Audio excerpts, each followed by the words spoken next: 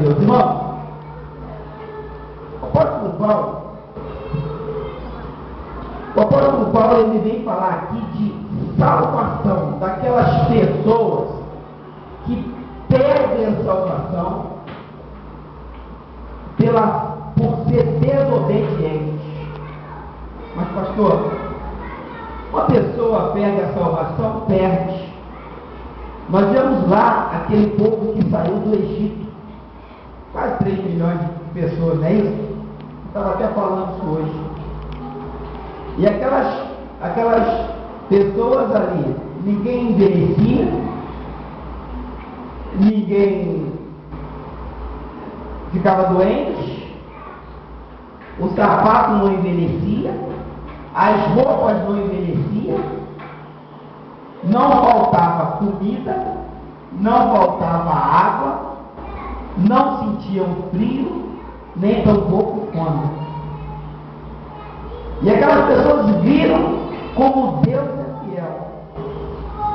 Aquelas pessoas viram o que Deus é capaz de fazer na vida daquele que é obediente.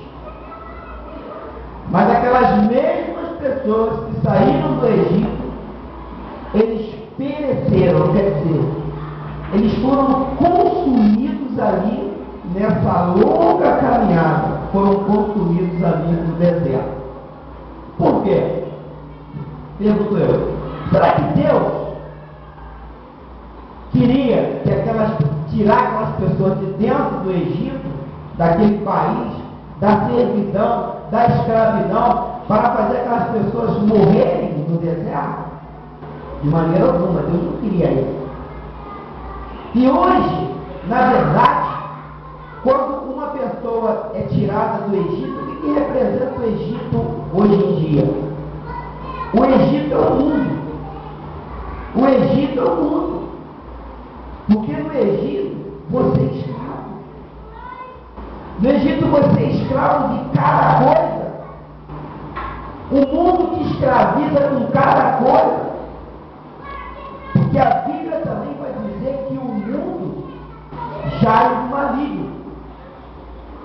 A Bíblia vai dizer que o mundo é dominado pelo diabo.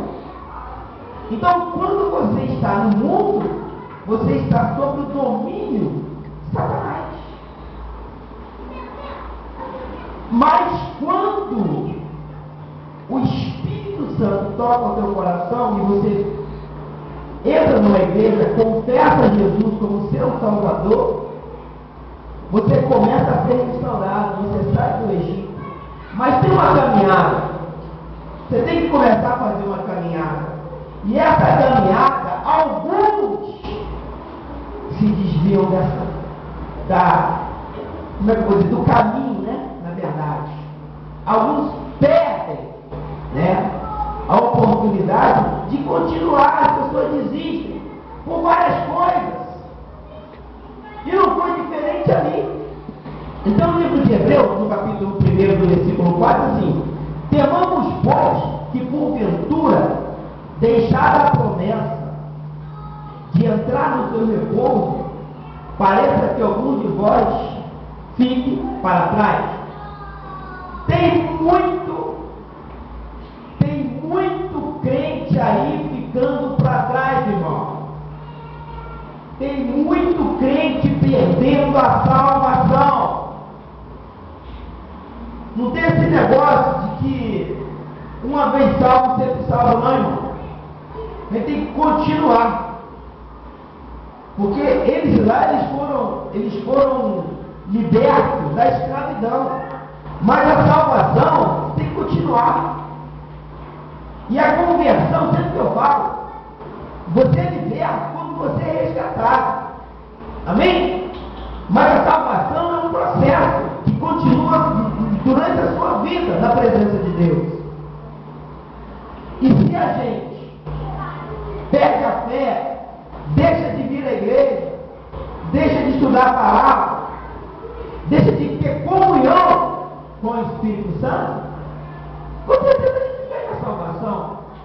Né? Eu não posso esquecer de chamar aquelas pessoas de quê? De morto-vivo, né? É o morto-vivo. Mas, pastor, como é que é assim esse morto-vivo? O morto-vivo é aquele que pensa que está salvo, mas se ele não tem comunhão com Deus, se ele não tem o costume de louvar Deus, de orar a Deus, de buscar a Deus, ele perdeu a salvação. E é isso que o livro de Hebreus está dizendo, no versículo 2, olha o que a palavra vai dizer. Porque também a nós foram pregadas as boas novas, como a eles. Mas, olha só, a palavra da pregação nada lhes aproveitou, porquanto não estava misturada com a fé naqueles que a ouviram. Então, a Bíblia vai dizer que a fé é pelo ouvir, e o ouvir a palavra de Deus. Então, a pessoa que não ouve a palavra de Deus, ela não tem fé. Ela não desenvolve esse sentimento de fé. É como eu sempre falo para a igreja, irmão, o que é fé? Fé é atitude.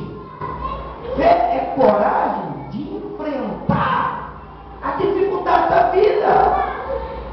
Porque tem gente que acha, porque é crente, é o intocável. Tem gente que acha que o crente não fica desempregado. Tem gente que acha que o crente não fica doente, né? Tem gente que acha que até o pneu do carro do crente não fura. Só graça, né? Mas Jesus, ele nos advertiu, ele disse, olha só, no mundo vocês terão aflições. O que é a aflição do Espírito? É isso, é luta, irmão. Mas ele falou, tem de bom ânimo, quer dizer, tem de fé, tem de coragem. Levanta a cabeça e supera a dificuldade que você está passando. Mas como é que você vai superar a dificuldade se você não aprendeu a superá-las? Foi o que a missionária falou aqui agora há pouco. Como é que eu vou entender de lei se eu nunca li sobre a lei? Se eu nem sei. E se você chegar para muito crente aí e perguntar para ele qual é o livro da Bíblia que fala de lei, ele vai falar que lei não existe mais. Eu tenho certeza disso, que é o que eu mais ouço por aí. Então, irmãos, nós temos que o quê? Meditar a palavra. Nós temos que buscar. Como é que você vai encontrar Jesus? Jesus eu vou encontrar quando eu chego na frente da praia e fecho meu olho e fico respirando. Tem gente que fala isso. Jesus você vai encontrar ele na palavra. Porque o tema principal da Bíblia, quem é? Jesus. Então Jesus você vai encontrar ele na palavra, quando você estuda, quando você lê. E aí quando você está lendo, você está buscando. Você está estudando, você está buscando. Amém? Louvado seja Deus. Vem no versículo 3, porque nós, os que temos crido, entramos no repouso, tal como disse, assim jurei na minha ira, que não entrarão no meu repouso, embora as suas obras tivessem acabado, desde a fundação do mundo. Então, Deus, ele não permitiu que muitas pessoas que saíram ali do Egito entrassem no Canaã. Por quê? Porque as pessoas às vezes estão dentro da igreja, mas o coração está lá no mundo. O coração está naquelas coisas que ele fazia no mundo. Então, na verdade, não há uma conversão. O que é uma conversão? A mudança de atitude, né? Mudança. E muitas das vezes, você quando se converte, a pessoa quando se converte, ela tem que abandonar certas amizades. Tem que abandonar, tem que dar um tempo, deixa pra lá, você vai virar inimigo. Mas certas amizades, né, que tem amigos que exercem um certo poder sobre você. Tem amigos que Satanás usa ele muito mais para exercer um certo poder sobre a sua vida. E você pode ver isso. Na vida de todo mundo é assim. Então você tem que fazer o quê? Se afastar. Quando você se afasta, aí você está dando liberdade para Deus para operar na sua vida conforme Ele quer. Porque quando você se desprende de algo que te prende, você está dando oportunidade a Deus de trabalhar na sua vida. Amém, igreja? Louvado seja Deus. Aleluia. Vem agora no 6. No 5, perdão. E outra vez, neste lugar, não entrarão no meu repouso. Olha só, isso me leva para um texto que está escrito, sabe agora? Lá em Apocalipse 22, se não me engano, 22, 15. Vamos lá na frente um pouquinho. Marca aí o livro de Hebreus. Apocalipse 22, 15. Olha o que diz a palavra. Não entrarão no meu repouso, não foi isso? Olha só, e ficarão de fora os cães, os feiticeiros e os que se prostituem e os homicidas e os idólatras e qualquer que ama e comete a mentira. Mas pastor, Apocalipse 22, 15. Mas pastor, quem ama e comete a mentira? Porque na verdade, se eu não sou um homem que examina as escrituras e estou indo por qualquer vento de doutrina que pregam para mim, e eu estou agindo daquela forma, eu estou agindo na verdade? Não. Está escrito aqui. E aos idólatras, e qualquer que ama e comete o quê? A mentira. Porque quem é o pai da mentira? O diabo. Não é verdade? Quem foi o criador da mentira? O diabo. E olha no versículo 16 de Apocalipse 22.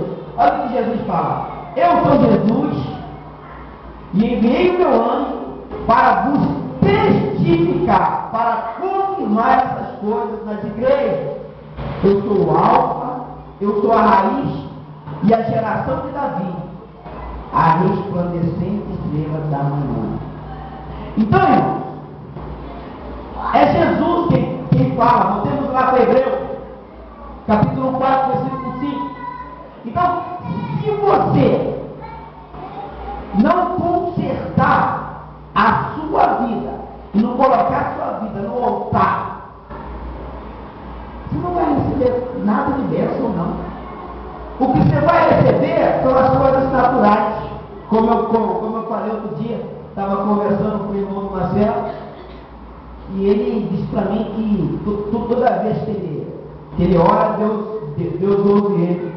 Eu falei para ele, você recebe o que é natural. Mas as coisas sobrenaturais, só quem recebe são aqueles que são fiéis. O sobrenatural de Deus não é para qualquer um. Não adianta.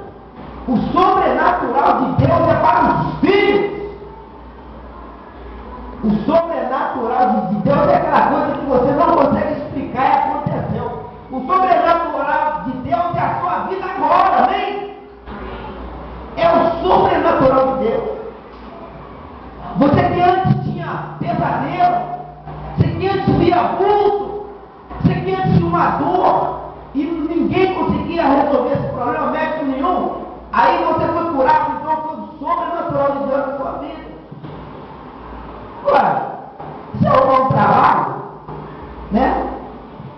É uma coisa natural, mas ainda assim acontece o sobrenatural, porque o melhor trabalho é para o Filho de Deus. E o pior, porque Deus faz acepção de pessoas, Deus não faz acepção de pessoas. Mas são as pessoas que estão fazendo a acepção de Deus, não tem gente. As pessoas não creem nele, não deveriam crer. Creem em vários deuses. mas menos no Deus que é o Deus Todo-Poderoso, Criador dos céus e da terra. Então não é Deus que julga se quer abençoar um ou outro, é porque a Bíblia está escrita aqui, bênção e maldição. Numa ponta tem bênção, na outra tem maldição. Quem ouve a palavra de Deus caminha em direção à bênção, e quem não ouve caminha em direção à maldição. Não é isso que a palavra diz? Se quiseres ouvir, comereis o melhor dessa terra? Sim ou não? Se você quiser, se você ouvir, você vai comer o melhor dessa terra. Mas tem gente que não quer. Entendeu? Não quer. Olha só o que diz no livro de Isaías, capítulo 1. Olha só.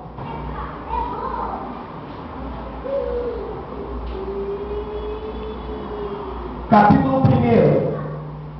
No versículo 2, olha o que ele diz na palavra: ouvi o céu e preste ouvido, tu, ó terra, porque fala o Senhor, criei filhos, exaltei, mas eles prevaricaram contra mim. O boi conhece o seu possuidor, e o jumento a manjedoura do seu dono. Mas é Israel, mas o meu povo não tem conhecimento. O meu povo não entende. É o que a palavra de Deus diz. O meu povo não entende o que eu quero fazer por eles. As pessoas não entendem, não compreendem o que Deus quer fazer na vida dela. Né? A Bíblia diz em Oséias 4:6 que o povo pega por quê? Porque conhece. Pega por falta de conhecimento. Hoje eu estava conversando com o irmão aqui, e ele falou para mim, engraçado, né? Uma coisa que, como é que Deus às vezes usa a boca de uma pessoa para conversar, e ele disse assim: ao invés das pessoas irem para a igreja para pedir a Deus sabedoria, eles vão pedir dinheiro. Pode ser verdade.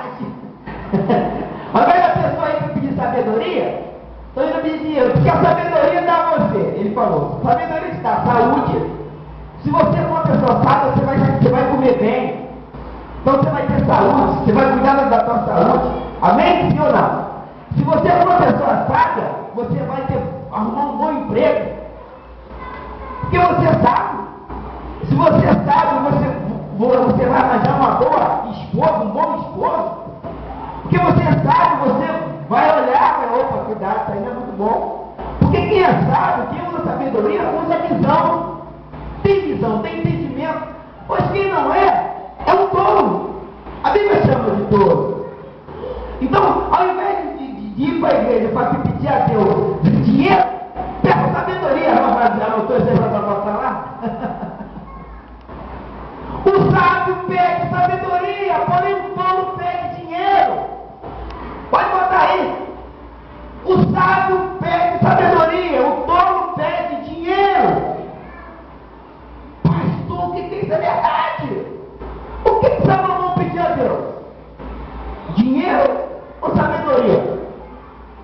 Sabedoria.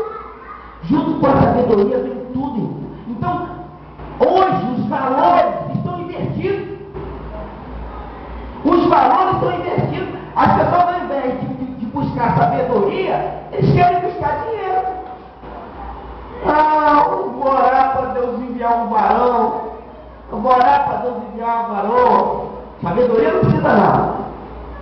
Eu vou orar para Deus abrir uma porta de emprego para mim.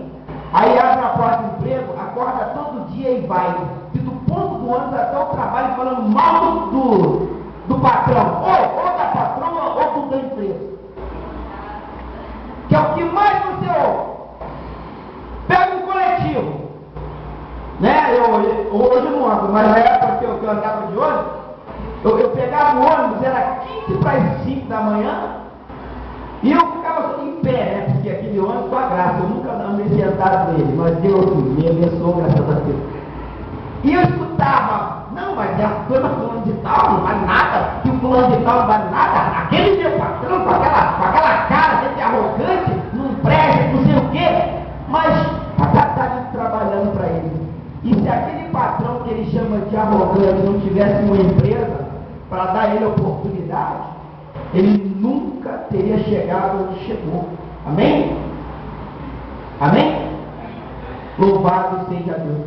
Então, irmão, é sabedoria. Oh, glória! Como é bom buscar sabedoria. E por que você vem buscar na igreja? Não, eu vim orar porque eu quero comprar um carro. Eu vim orar porque eu quero comprar uma casa. Campanha da chave. Campanha da chave.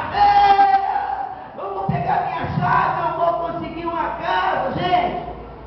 Sabedoria, irmão. Campanha da prosperidade, muito próximo. Não adianta você ser próximo se você não tiver sabedoria. Aquele dinheiro vai te servir de laço. Aquela casa vai te servir, sabe de quê? De cadeia, de presídio. É só isso. Peça a Deus sabedoria que Ele dá, com certeza. Louvado seja Deus. Vem agora no 6, olha o que a palavra diz. Visto, pois, que resta que algum entre nele, e que aqueles a quem primeiro foram pregadas as boas novas, não entraram por causa de quê?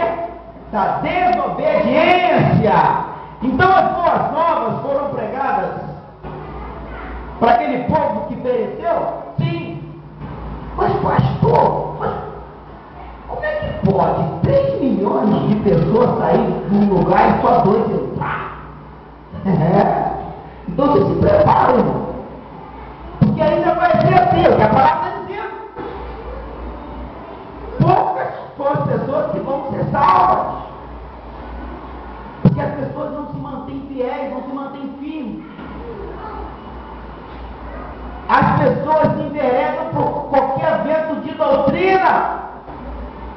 Qualquer um que apareça aí soprando na testa, o cara cair nessa aí, essa que eu vou seguir. Mas não procura examinar as escrituras. Não procura sabedoria, não procura aprender. Houve uma época em que todo crente era chamado de quê? De ignorante, amém? Amém nada, irmão, que amém o quê? Crente não pode ser chamado de ignorante, não. Todo crente era chamado de ignorante. Eu era pequeno, eu via, sabia esse negócio? Esse é crente, isso é ignorante. Hoje eu entendo por que os crentes eram chamados de ignorante. Porque o crente não quer saber de estudar, não quer saber de buscar, não quer saber de crescer. O crente tem que crescer, irmão. Deus fez você para quê? Para ser cauda ou cabeça? Mas tem um monte de crente que fala, não, eu não sou cauda, eu sou cabeça. Mas de quê? Só se for cabeça de cabeça louca. Porque não busca, não tem disposição, irmão. Levanta a cabeça, vamos trabalhar. Vamos conquistar. Como é que você conquista? É através do teu suor. Foi o que Deus falou para Adão. Adão estava bem, ó, bem na boa. Vacilou, mexeu onde não devia mexer, foi expulso do Éden. Agora você vai comer de quê? Do teu suor. Você vai ter que trabalhar. Vai ter que estar duro, irmão. Vai ter que acordar cedo. E diz aqui, no 7. Determina outra vez, é um certo dia, hoje, dizendo, por Davi, muito tempo depois, como está dito, hoje, se ouvirdes a sua voz, não endureçais o vosso coração. Então, irmãos, o crente que tem um coração duro, o que é um coração duro? Ele não aceita ser repreendido. É que nem o Jovazinho, a Bíblia fala para ele não fazer uma coisa, ele se enrola no chão para lá, faz pirraça, tem que ser do jeito dele. Então tem crente que é exatamente isso. Mas o Jovazinho é uma criança, ele tem 2 anos, fez 3. Ele tem 3 anos, eu estou pequeno, mas eu tenho 2. Então é uma criança de 3 anos, ele ainda vai aprender. Mas um adulto, quando chega numa igreja, que ele é contrariado, não consegue. Não consegue. O patrão está querendo me humilhar. Ninguém quer humilhar ninguém, irmão. Quantas vezes eu fui chamado a gabinete, quantas vezes eu fui exortado. Perdi a conta. Ah, pastor, você era um crente rebelde, eu não era um crente rebelde. É porque quanto mais quanto mais coisas você tem feito na igreja, né? Quanto maior a tua obra, mais Deus vai cobrar de você. Porque Deus cobra daquele que sabe que aquele ali vai produzir mais. Vai produzir mais. Fala, opa, vem cá.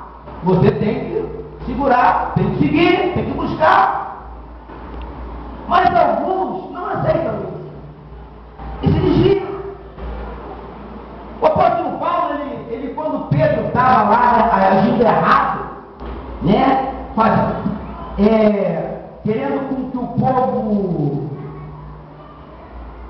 povo vivesse como judeu, o povo gentil.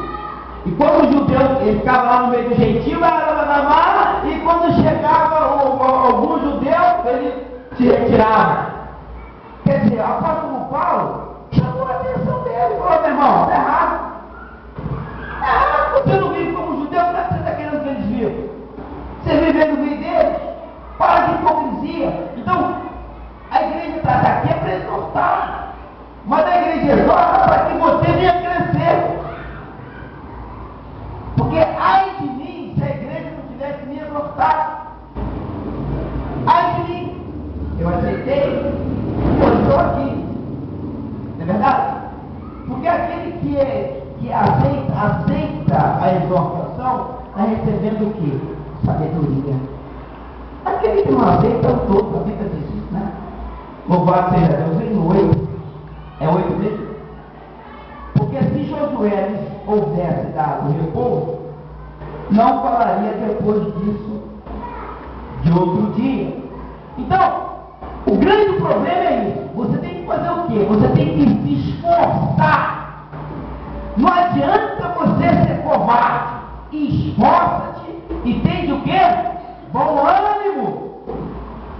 Josué, quando Moisés, né, chama Josué para colocar Josué como líder daquele povo, e por sinal o povo rebelde, né? O Josué, para mim, eu fico imaginando, o Josué deve ter vindo na base. Eu acho que ele começou a roer e tudo, não está escrito na Bíblia não, gente, eu estou falando aqui. Deve ter tremido na base. E ele foi chamado para se esforçar, a ter bom ânimo. Porque ele ia liderar aquele povo. Para aquele povo tomar posse da Terra Santa. E você acha que Josué não teve trabalho? Ô pastor! Você não quer ter trabalho com ovelha, pastor? Ovelha dá trabalho, sabia? Quem não dá trabalho é morte. Cabelo. Não é trabalho não. Você larga aí de lado, de vez em quando você vai lá dar uma olhada, mas a ovelha tem que ser tratada. A ovelha tem que ser assistida. A ovelha tem que ser ensinada. Ensina a ovelha. O cajado, aqui o cajado, ó. O cajado serve para isso. Aqui o cajado, ó. Olha que bonitinho, o meu é azul. O cajado serve para isso, para ensinar a ovelha o caminho que ela deve andar. Ô minha ovelhinha querida, você está sentando ali naquele botequim, mas pastor, eu não bebo. Eu sei que você não bebe, meu querido, mas a Bíblia diz que você não deve estar ali. Não é isso que o Salmo 1 fala? Que você não deve assentar na roda dos escarnecedores, né? Então não senta ali, porque todo mundo que passar ali vai achar que você é também o daqueles. Então, a gente tem que tomar cuidado quando a gente bota o nosso pé. E a cada dia mais, vai se cobrar. Né, Marcelo? Cada dia mais tem que ser cobrado. Por quê? Porque são esses que vão levar o Evangelho. E ele vai pegar da maneira que ele está aprendendo. Se eu ensinar para ele o Evangelho hipócrita, o Evangelho mentiroso, ele vai sair por aí pregando o evangelho hipócrita, o evangelho mentiroso. Mas se eu ensinar para você um evangelho genuíno, a verdade, com certeza você vai pregar por aí a verdade, amém? Louvado seja Deus. Vem no 9. Portanto, resta ainda um repouso para o povo de Deus. Como nós lemos lá vamos lá em Apocalipse novo, 22, que o povo de Deus vai ter um repouso. E diz aqui, ó, no 6, 22, 6, e disse: essas palavras são fiéis e verdadeiras. O Senhor, o Deus dos santos profetas, enviou o seu anjo para mostrar aos seus servos as coisas que em breve vão acontecer. Eis no 7, eis que presto vem, bem-aventurado aquele que guarda as palavras da profecia deste livro. Qual é o livro? Qual é o livro? A Bíblia, irmão. Bem-aventurado aquele que guarda as palavras da profecia desse livro. Vamos continuar aí?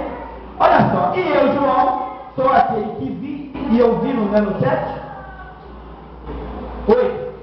E eu, João, sou aquele que vi e ouvi essas coisas, e havendo-as ouvido, e vi, prostrei aos pés do anjo, mas que mais mostrava para o adorar. Tem muito crente aí que vive adorando o anjo. Olha o que em Apocalipse o próprio anjo vai dizer a João, no 9, e disse: olha, não faça tal, porque eu sou conservo teu e de teus irmãos, os profetas, e dos que guardam a palavra deste livro. Adora a Deus. Vamos, temos lá para Hebreus.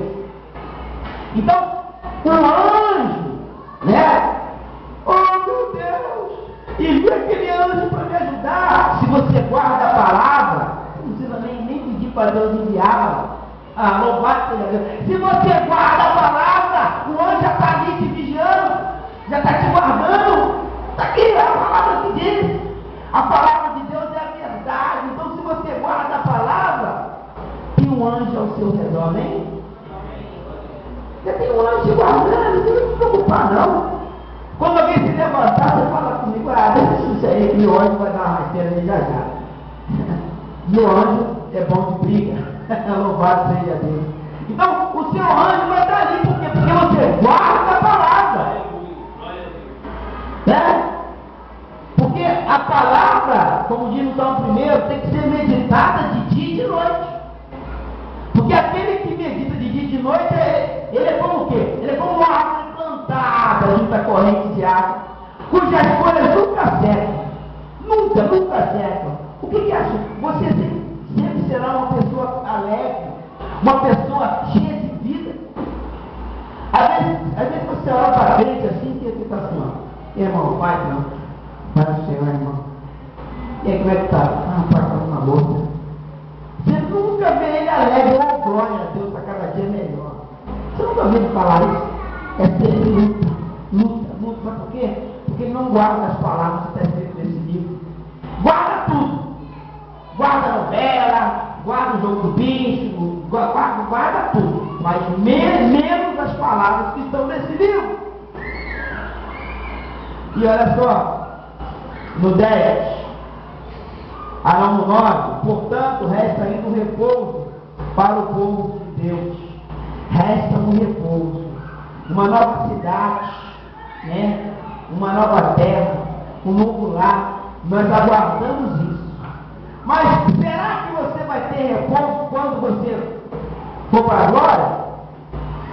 Aqui, irmão, a sua vida de sossego, de repouso, de paz, começa aqui. Começa aqui. Não é viver uma vida inteira em desgraça, em tristeza, e esperar: não, quando eu for para a glória vai dar tudo bem, mas por aqui é tudo. Não, irmão, a sua vida começa aqui. A sua vida de triunfo começa aqui. As bênçãos de Deus trouxe para a sua vida agora. Então você tem que se esforçar. Então você tem que se esforçar. Você tem que acreditar em Deus como Ele é. Amém? Glória a Deus. E diz aqui no 10: porque aquele que entrou no seu repouso, Ele próprio repousou suas obras, como Deus as suas. Então, quem é que repousou? Né? Jesus, ele disse o quê? Pai, está o quê? Consumado. Pronto, eu já fiz. Então você não tem que estar preocupado, irmão. Como eu sempre falo, né? Com o dia de amanhã. Descansa no Senhor. Não fica preocupado com o dia de amanhã, não. Faça a tua parte. Você está fazendo a tua parte? Você está correndo atrás? Quem se preocupa com o dia de amanhã é quem não está fazendo a parte dele. Eu não me preocupo com o dia de amanhã. Eu faço a minha parte. Eu trabalho. Eu prego. E as minhas mãos da minha vida estão nas mãos de Deus. Tem que fazer a tua parte. Como é que você quer triunfar se você não faz a tua parte? Neemias, ele tinha um tempo para reconstruir as muralhas ali, que foram destruídas. Ele fez o quê? Trabalhou, irmão. Trabalhou e conseguiu construir as muralhas, cercou a cidade. Então você quer construir algo na sua vida? Você quer melhorar, tanto espiritual quanto material? É correr atrás, é buscar. Não é ficar ouvindo conversa fiada, porque tem gente que gosta de ouvir conversa fiada. Gosta de ouvir aquilo que não vai somar nada na vida dele. Mas gosta de ouvir. Repreende quando vier, repreende. Em nome de Jesus, amém? Louvado seja Deus. 11. Procuramos, pois, entrar naquele repouso, para que ninguém caia no mesmo exemplo de desobediência. Então você tem que procurar, você tem que buscar, senão você vai cair no mesmo exemplo de desobediência. Quem é aquele desobediente? Aquele que está ali derrotado, aquele que não quer saber de ouvir a palavra, aquele que não quer saber de comunhão com Deus. Esse é o desobediente. É a mesma coisa aqueles que ficaram lá no deserto. E tem um monte de gente aí que vai ficar no deserto. Você pode acreditar. Tem um monte de gente que vai ficar no deserto. E é por isso que a igreja não pode ficar de braços cruzados. A igreja tem que agir. A igreja tem que pregar o evangelho a toda criatura. A igreja tem que fazer a parte dela. Que é a igreja? Cada um de nós aqui é a igreja. Nós temos que ir, bater nas portas da sua irmão. Jesus te ama, eu também.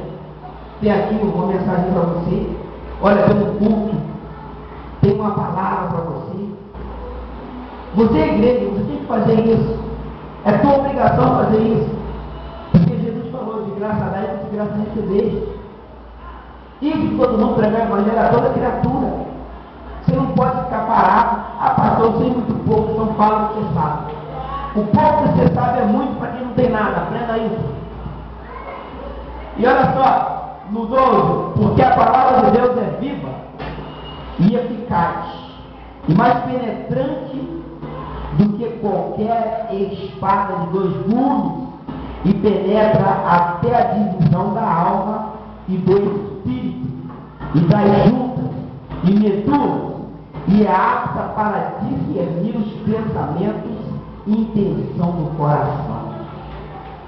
Somente a palavra de Deus é que vai penetrar no seu coração. Jeremias 17, 9 e 10. A Bíblia vai dizer que Deus, ele faz o que? Ele sonda o nosso coração. Ele sonda o nosso coração. Somente Ele. Jeremias 18, 17, perdão. 17, 9 e 10. Olha o que a palavra vai dizer. Enganou seu coração do homem. Enganou seu coração. Mas que todas as coisas se perderam. Quem o conhecerá? 10. Eu, o Senhor, esquadrinho o coração. Eu provo os pensamentos. Isso para dar a cada um segundo os seus caminhos, segundo o fruto das suas ações. Então, somente a palavra de Deus vai levar você a entender o que, quando a palavra diz no coração, é o seu pensamento, irmão, a sua intenção. Se você ouvir a palavra de Deus, você vai ter discernimento, porque ela é uma espada, ela vai entrando, ela vai cortando e tirando aquilo que não presta de você. E olha só, 13. Não há criatura encoberta, algum encoberto diante dele. Antes, todas as coisas estão nuas e patentes aos olhos daquele com quem temos de tratar. Deus, ele vai tratar com cada um segundo as suas obras. Gálatas 6:7 também vai dizer isso.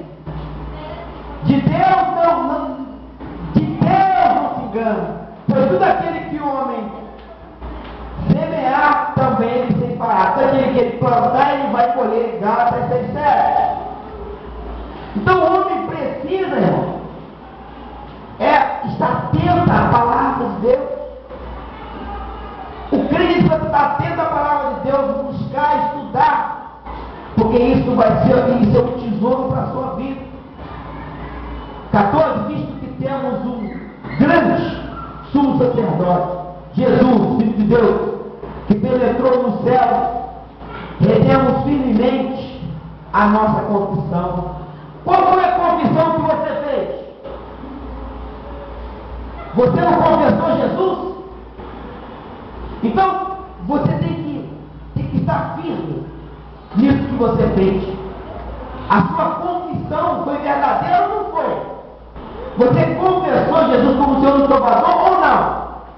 Porque tem gente que confessa Ele como único Salvador, mas nega Ele. Mas pastor, eu não neguei. Nega. Se você volta para a prostituição, você está negando. Se você volta para a idolatria, você está negando.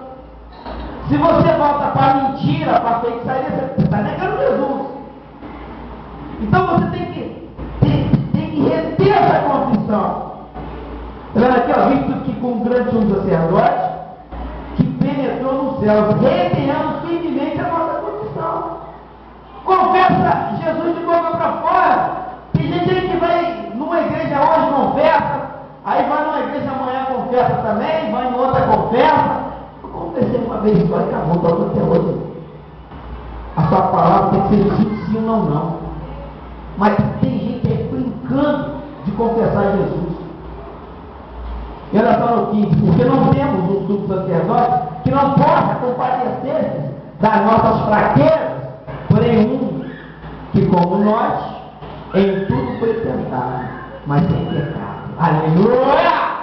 Jesus, ele foi carne, foi 100% homem, para que pudesse ser tentado e não pecou. Então nele você pode confiar. Nele você pode confiar. Vem no 16. Cheguemos, pois, com confiança ao trono da graça, para que possamos alcançar misericórdia e achar graça, a fim de sermos ajudados em tempo oportuno. Então nós temos que chegar o quê? Com confiança na presença de Deus.